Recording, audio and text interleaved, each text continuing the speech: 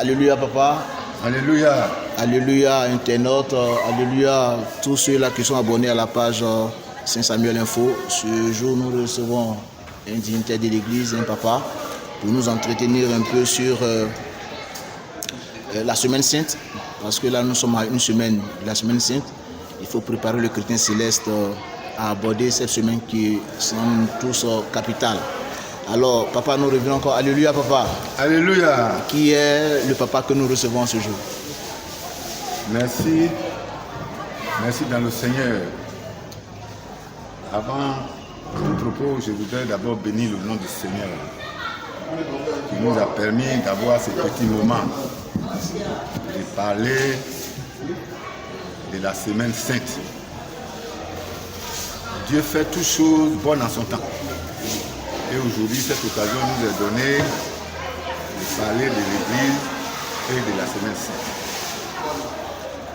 Je suis le suprême Maé Félix de la paroisse Saint Samuel, auteur de plusieurs ouvrages célestes, dont notamment le fondement de l'Église du christianisme céleste. Céleste, qu'est-ce que on peut, n'est-ce pas, savoir un peu sur l'église du christianisme céleste? L'église céleste. Ok, merci. Il faut dire que l'église du christianisme céleste a été révélée au fondateur Samuel Buleux Joseph Ochofa le 23 mai 1947 dans la forêt d'Akongé, à Porto Novo, au Bénin. Et l'ordre divin de création a été donné au pasteur fondateur le 29 septembre 1947. Il faut dire que ça s'est passé bien avant la dénomination. Et la dénomination, excusez-moi, la dénomination christianisme céleste a été révélée à un frère qui s'appelait Alexandre Yanga. Et ça, c'est au cours d'une séance de prière au domicile du pasteur. Et ce jour-là, le frère tomba en extase. Et il prit un morceau de craie, il l'écrivit sur le mur christianisme céleste. Ce qui signifie que les hommes doivent adorer Dieu sur la terre comme le fait les anges dans les cieux. Il faut dire que le prophète a commencé sa mission au Bénin et il a terminé cette mission au Nigeria. Et il fut rappelé à Dieu en septembre 1985, précisément le 10 septembre 1985. L'église du christianisme céleste compte plusieurs fidèles en Côte d'Ivoire. Ça, il faut le souligner. Et la déclaration a été inscrite au journal officiel le 27 février 1973 en Côte d'Ivoire, sous le nom Union de la Sainte Trinité, dite christianisme céleste. Donc voilà un peu ce qu'on peut dire de l'église du christianisme céleste. D'accord, merci papa. Là, on comprend qu'il y a deux dates capitales à retenir quant à l'église du christianisme céleste, qui est le 23 mai 1947 et le 29 septembre 1947, soit 4 mois d'intervalle entre la révélation, n'est-ce pas, de la mission du pasteur et la révélation du nom de la Sainte Église venue des cieux. Ok, nous allons poursuivre dans notre entretien. Vous avez dit à l'entame de votre propos que nous allons nous entretenir sur la semaine sainte. Exactement. Que renferme la semaine sainte en effet? Eh bien, on appelle semaine sainte. C'est pas parce qu'elle compte plus de jours d'ordinaire. C'est pas parce que il y a quelque chose d'extraordinaire qui se passe. Mais semaine sainte, c'est cette semaine qui est sainte. Elle commémore la passion du Christ. c'est-à-dire les grandes douleurs, les grandes souffrances du Christ. Et cette semaine part donc du dimanche des Rameaux à minuit. Dimanche des Rameaux à minuit et se termine le samedi avant le dimanche de Pâques à minuit. Ça, il faut le retenir. Ça part le dimanche à minuit jusqu'au samedi à minuit. Pendant toute cette semaine, le chrétien céleste doit jeûner et prier parce que c'est une semaine sainte. Comme je l'ai dit tantôt, c'est la semaine où Christ va souffrir. Et c'est pour ça qu'on parle de semaine sainte.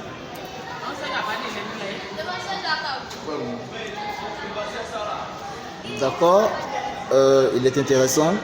Donc nous rappelons ici que selon notre papa que nous recevons, la semaine sainte débute le dimanche des Rameaux à partir de minuit jusqu'au samedi avant minuit certainement. Exactement. Avant minuit parce que là nous allons rentrer dans minuit pour faire la Pâque, n'est-ce pas? Ok. Mais papa, nous avons pour habitude de savoir que le chrétien céleste jeûne 7 jours. Le chrétien céleste jeûne 7 jours pendant que nous avons certaines congrégations qui font jusqu'à 40 jours de jeûne. Pourquoi cette particularité pour l'église du chrétien céleste? Tu as bien fait de rappeler cela. Il y a d'autres congrégations qui jeûnent 40 jours. Mais le fondateur de l'église céleste, guidé par l'Esprit Saint, a estimé que le chrétien céleste gêne tous les jours que Dieu fait. Parce que le fait même de marcher à pieds nus, c'est déjà un gêne. Le fait de s'imposer des restrictions, ça je ne veux pas revenir là-dessus. Tu es un dévancier de l'église, tu connais les restrictions qui s'imposent aux chrétiens célestes. Cela veut dire que le chrétien céleste même, il gêne tous les jours de sa vie. Il a une vie de pénitence. Il a une vie de pénitence. Mais pour cette semaine sainte, comme je l'ai dit tantôt, c'est une semaine de souffrance de Christ. Et l'Esprit va guider le fondateur pour dire que pendant cette semaine-là, il faut que le chrétien accompagne Jésus-Christ dans sa souffrance par des chaînes et des prières. Voilà pourquoi on chaîne une semaine. Sinon, 365 jours sur 365, le chrétien céleste est dans le jeûne. Merci papa. Nous revenons sur la paroisse Saint-Samuel parce que c'est de cette paroisse que vous êtes issus. Quel sera, n'est-ce pas, le contenu de la semaine sainte au niveau local? Bon, disons que le contenu est le même partout où se pratique le chrétien céleste. Mais y a-t-il une particularité au niveau de la paroisse Saint-Samuel? C'est-à-dire que le fait que nous gênions tous toute la semaine, mais est-ce qu'il y a des conférences? Est-ce qu'il y a des entretiens? Est-ce qu'il y a... Voilà. Bon, effectivement, cette année, on a fait un programme spécial. En dehors des jeûnes et des prières qui vont se passer, il y aura à partir de lundi saint des conférences bibliques. Lundi saint, mardi saint, mercredi saint, il y aura donc 3 conférences bibliques. Et le clou, ce sera vendredi saint à partir de 20h pour une projection de film Jésus de Nazareth, qui va être projeté sur la paroisse. Sainte, au plan local, c'est-à-dire au niveau de la paroisse Saint-Samuel, sera, n'est-ce pas, aura au menu 3 jours de conférence et comme apothéose, il y aura une projection de film le vendredi. D'accord. Maintenant,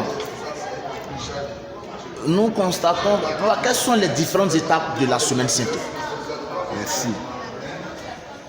Comme je l'ai dit tantôt, le lundi saint, il y aura des prières à 9h, à 12h, à 15h, à 18h, tous les jours à partir de lundi jusqu'au mercredi.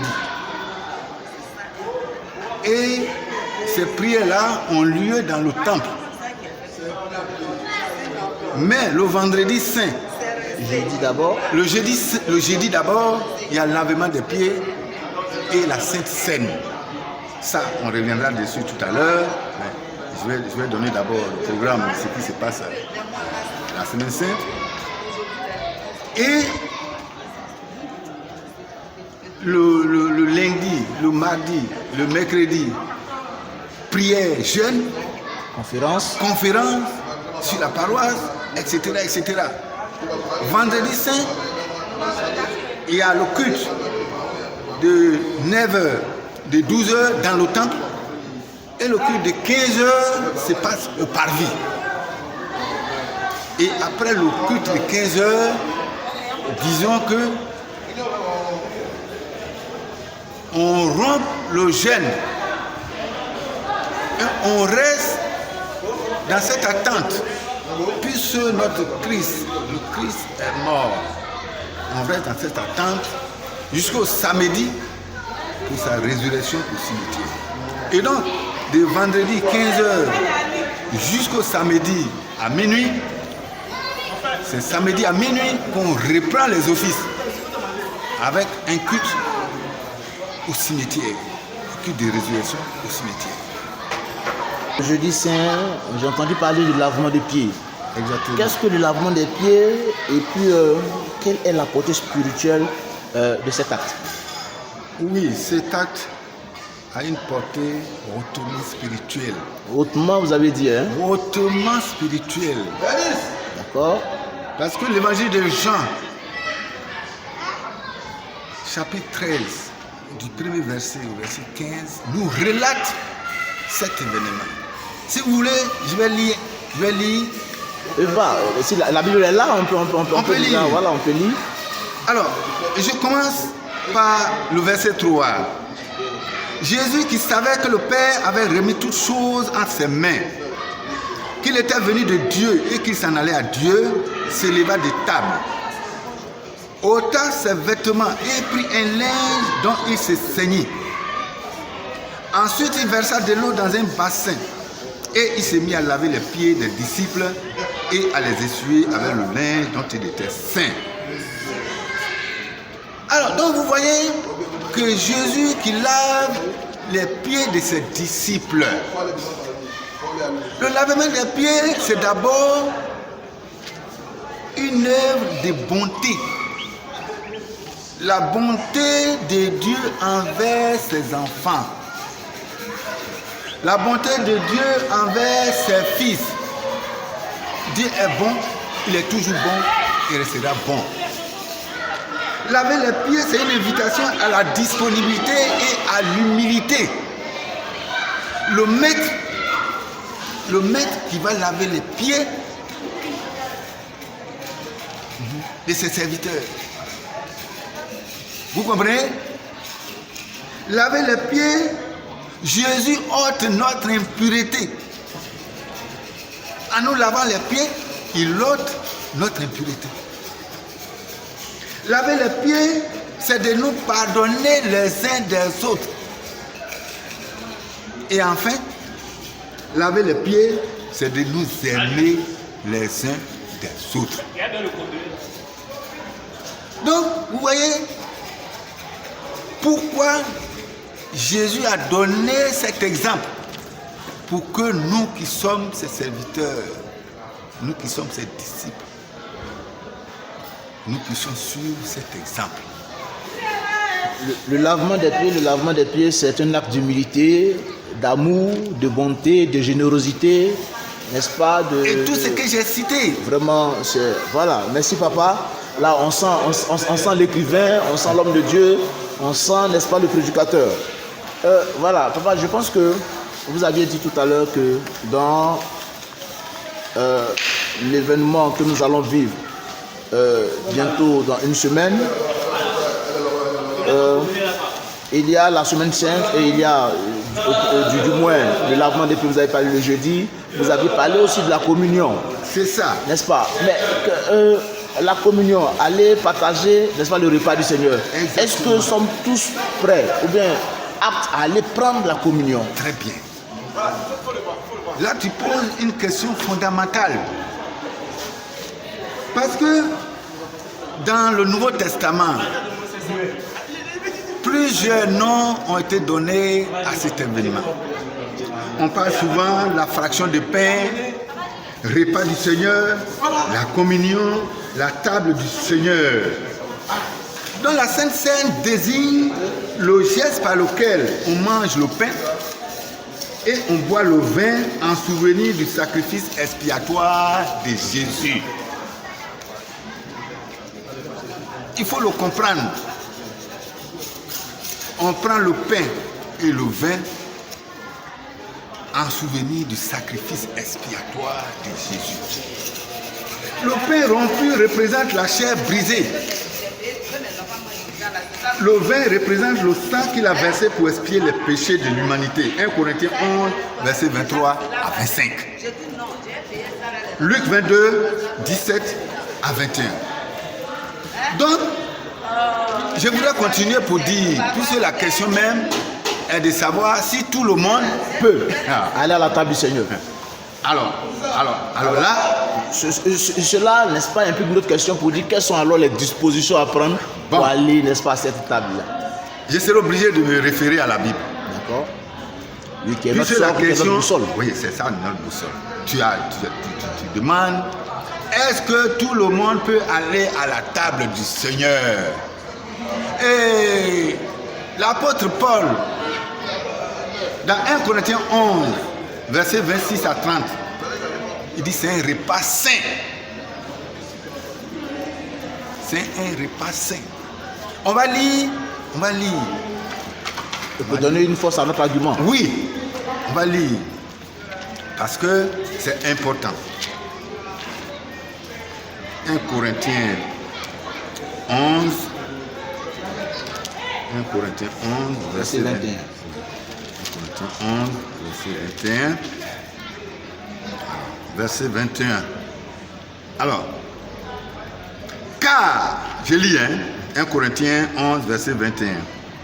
Car, quand on se met à table, chacun commence par prendre son propre repas et l'un a faim tandis que l'autre est ivre. N'avez-vous pas des maisons pour y manger et boire? Ou méprisez-vous l'église de Dieu et faites-vous honte à ceux qui n'ont rien? Que vous dirais-je? Vous louerez en cela, je ne vous loue point. Car j'ai reçu du Seigneur ce que je vous ai enseigné, c'est que le Seigneur Jésus, dans la nuit où il fut livré, prit du pain. Et après avoir rendu grâce, le rompit et dit, ceci est mon corps qui est rompu pour vous. Faites ceci en mémoire de moi. De même, après avoir soupé, il prit la coupe et dit, cette coupe est la nouvelle alliance en mon sang. Faites ceci en mémoire de moi toutes les fois que vous en boirez.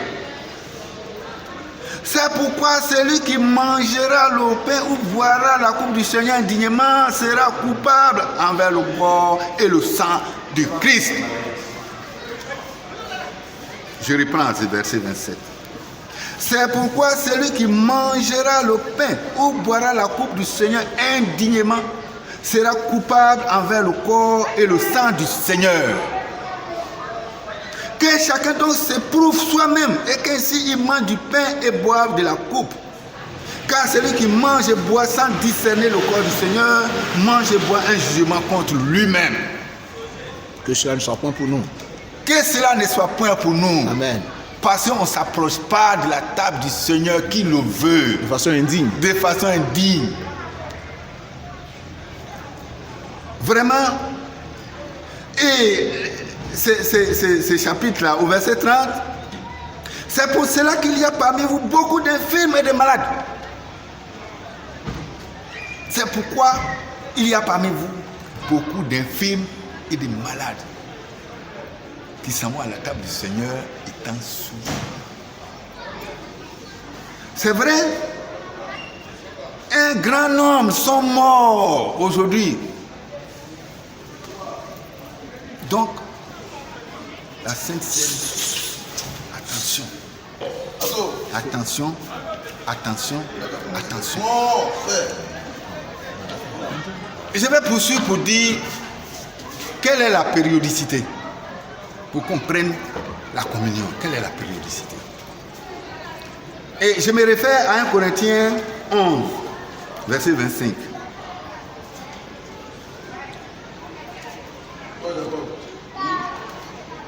Jésus dit, faites ceci en mémoire de moi toutes les fois que vous en boirez. Donc c'est toutefois là. Ça indique une période fréquente. Mais en même temps, ce que Saint Paul dit, celui qui boit le sang et qui mange la chair du Seigneur indignement. Et c'est pour ça que c'est un jugement contre lui-même. C'est un jugement contre lui-même. Donc c'est vrai, on peut le faire à n'importe quel moment, mais il ne faudrait pas le faire à n'importe quel moment. Est-ce que toi tu es prêt à n'importe quel moment? C'est ça la vraie question. C'est ça la vraie question. Est-ce qu'à n'importe quel moment tu es prêt? Lorsque on approche la table du Seigneur, tu t'alignes. Lorsqu'on approche la table du Seigneur, tu te mets dans le rang. Est-ce que tu t'es éprouvé toi-même? D'après ce qu'il a dit Saint Paul. D'accord. Maintenant pour le chrétien céleste. Lambda, et je pense que ce que nous a donné de voir, c'est qu'il faudra être baptisé avant d'aller à cette table-là. N'est-ce pas, papa? Oui.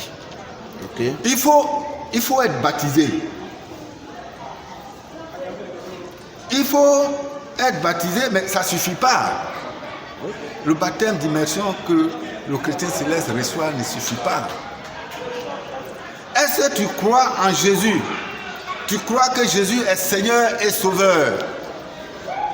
Parce que c'est les disciples dont il parle ici, c'est ceux qui ont cru en sa parole et qui le suivent. Partout où il va dans le monde. Est-ce que c'est ton cas? Tu ne pouvais se limiter seulement à ses apôtres. Mais dis à ses disciples. À ses disciples. C'est ceux qui croient en sa parole, à ses enseignements et qui sont avec lui partout dans le monde. Il ne suffit pas d'avoir le baptême pour dire je suis baptisé, je viens prendre la communion. Ok, merci papa. Donc après la communion, nous aurons le vendredi saint. Vendredi saint, la crucifixion, la mort de Jésus-Christ, sur lequel nous allons passer, et aboutir, n'est-ce pas, à la Pâque. Qu'est-ce qu'on peut, n'est-ce pas, dire brièvement sur la Pâque, Seigneur? Oui. Nous arrivons, parce que tout ce qu'on a dit tantôt, c'est avant la Pâque. La semaine sainte, avant la Pâque. Maintenant, on arrive à la Pâque. Parce que c'est l'aboutissement de la semaine sainte. C'est l'aboutissement de la mort et de la résurrection de Jésus. Je vais faire un peu d'histoire. La Pâque, à l'origine, la Pâque juive. On tuait l'agneau, on prenait le sang de l'agneau, on passait ça au poteau des portes d'entrée des cabanes ou tentes. C'était un rite pour protéger la famille. Et c'est quand le peuple d'Israël était en Égypte, c'est Dieu qui a donné cette révélation. Et ça, on verra ça en Exode 12, à partir du verset 13, où la maison, il va passer le sang de l'agneau. Pour que l'ange de la mort. Pour que l'ange de la mort, si tu veux, je vais lire. Non, on va gagner un peu. On va gagner du temps. Merci papa. Sinon les références sont là. C'est notre boussole. C'est ça. C'est notre boussole. C'est vrai, vous avez donné la référence dans le livre de Exode. Exode 12, verset 13. Verset 13. Voilà. Chers internautes, notez, c'est Exode 12, verset. C'est ça? Verset 13. Verset 13. D'accord. Merci papa. Maintenant. La Pâque chrétienne. Oui, la Pâque chrétienne. Maintenant, revenons à ça. C'était la Pâque juive. La Pâque juive. La Pâque chrétienne. Et c'est cette Pâque juive-là que Jésus allait participer à Jérusalem. Il était en pèlerinage à Jérusalem pour cette cérémonie de Pâques juive. Et c'est là que les gens vont lui tendre le guet-apens. Les gens vont lui tendre le guet-apens. Et il va faire le sacrifice pour sauver l'humanité. Comme le sang de l'agneau, au temps des Juifs, le sang de l'agneau, en passant autour des portes, sauve les enfants de la mort. Maintenant, Jésus va venir. Au lieu de sang de l'agneau, il va verser son sang pour que l'humanité tout entière soit sauvée.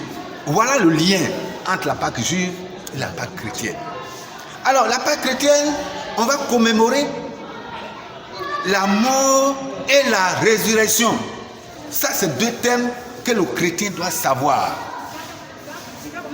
Le chrétien doit savoir. Jésus est mort, il est ressuscité. Pour moi, pour toi,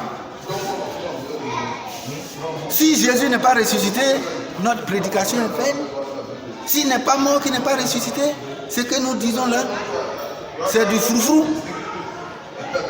C'est la mort, la résurrection, qui fait le socle du christianisme. Car la mort est nécessaire, car ce fut le dessein éternel de Dieu pour procurer le salut aux hommes. Éphésiens 1, verset 7. Éphésiens 1, verset 7. À travers cette mort, Jésus est devenu notre substitut. C'est-à-dire, il a pris la place des pécheurs. Il a pris la place de tous les pécheurs du monde. En versant son sang à la croix, Jésus a pris la place des pécheurs. Et ça, tu peux voir ça dans 1 Corinthiens 15, verset 3. Donc, par cette mort-là, c'est le sacrifice ultime. Ultime. C'est-à-dire, c'est le sacrifice qui est au-dessus de tout. C'est le sacrifice suprême. Suprême pour effacer les péchés du monde. Et il est mort, il a versé son sang, il est mort. Mais il y a un événement, il va ressusciter. Quelle est la portée de cette résurrection? C'est la victoire sur la mort. Jésus a eu la victoire sur la mort. Le chrétien a la victoire sur la mort, a la victoire sur les difficultés, a la victoire sur tous les pièges qu'on lui tend dans ce monde par la résurrection de Jésus. 1 Corinthiens 15, verset 12 à 18.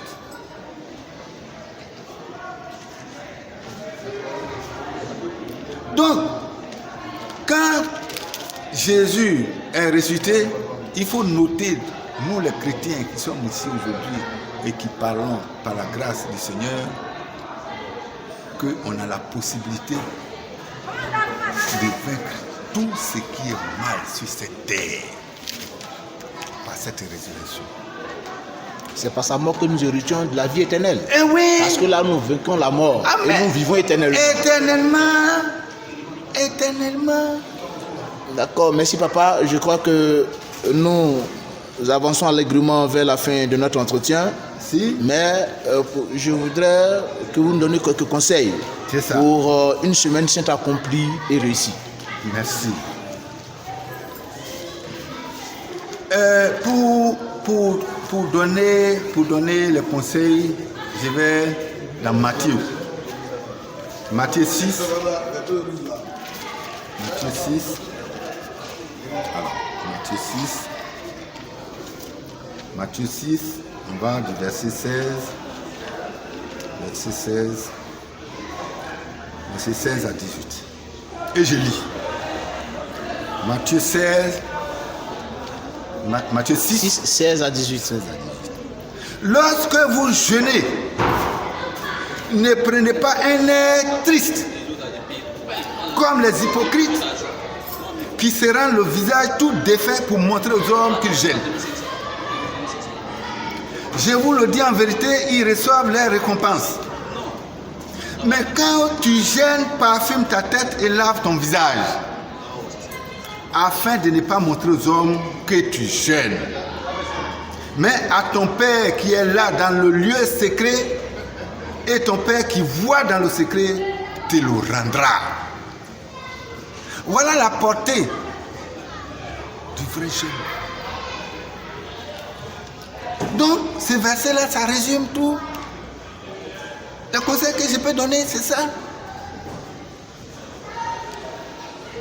Être joyeux, Vaquer à la prière, s'exhorter, c'est comme si rien chanter des hymnes à l'Éternel. Allah, mon ami, mon frère, c'est ça. Pour pas te confiner dans des trucs. Il ne faut pas aller manger et puis venir nous dire que tu es un jeune. Mais justement, on dit ton père qui voit dans le secret. Mais toi, tu gênes pour les hommes ou bien pour Dieu? C'est pour Dieu que tu gênes ou bien c'est pour les hommes? Devant les hommes, tu fais semblant de gêner et puis tu t'en vas manger, tu te caches, tu t'en vas manger, boire. C'est de ça parle Matthieu 6, verset 16 à 18.